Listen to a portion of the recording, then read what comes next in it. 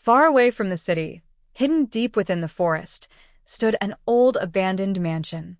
The villagers claimed that strange noises came from it at night, whispers, footsteps, creaking floors. But no one dared to go near it after sunset.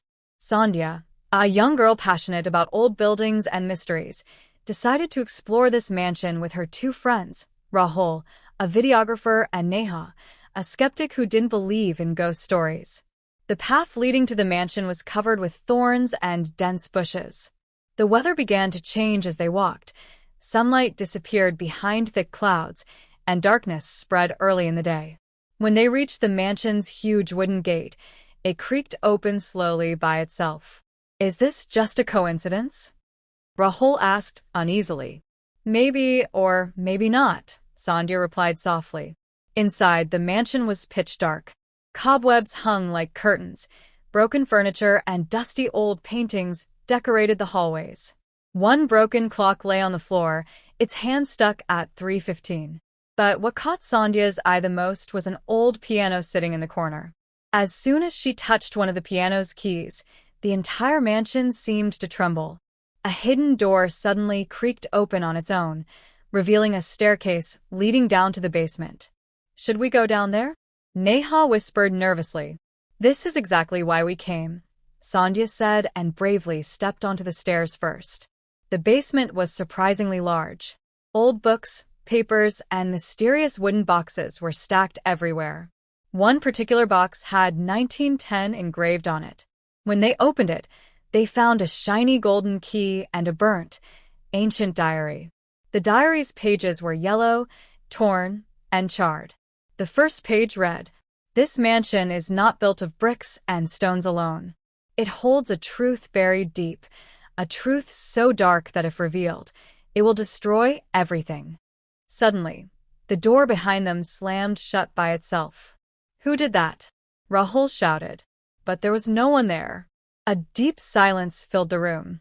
Then, the key began to glow softly, and a thin crack appeared on the basement floor.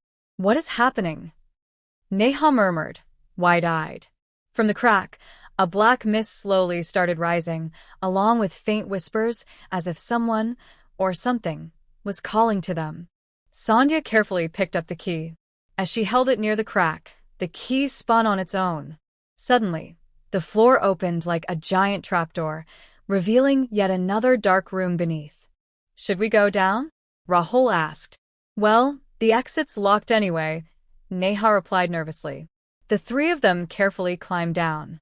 The room was enormous, with strange old paintings covering the walls, depicting a childless king and queen, wars, sacrifices, and in the center stood a large stone throne.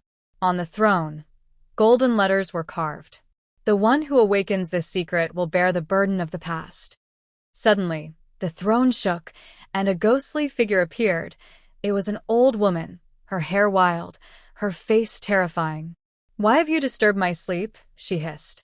"We just wanted to know the truth behind this mansion," Sandhya replied, her voice trembling.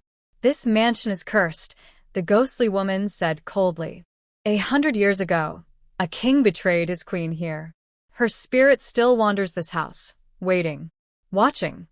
She continued, "Anyone who touches this key, their fate will become the same, forever trapped, wandering like her."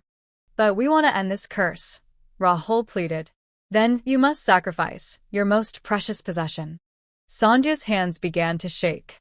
Her gaze fell upon the locket around her neck, a photo of her late mother inside. She never took it off. "Will this be enough?" she asked softly. The spirit nodded. Sandhya hesitated but finally placed the locket on the throne. Instantly, the entire room filled with a blinding light. The walls cracked and groaned. The mansion was collapsing. "Run!" Rahul shouted. They ran as fast as they could, climbing out of the basement, back to the main hall. The front door, once sealed, was now wide open. They escaped just as the mansion fell into rubble behind them. As they gasped for breath, Neha said, "The secret is buried forever now." But suddenly, Sandhya's locket reappeared around her neck, glowing faintly. Was the spirit truly gone? Or had it found a new home inside Sandhya?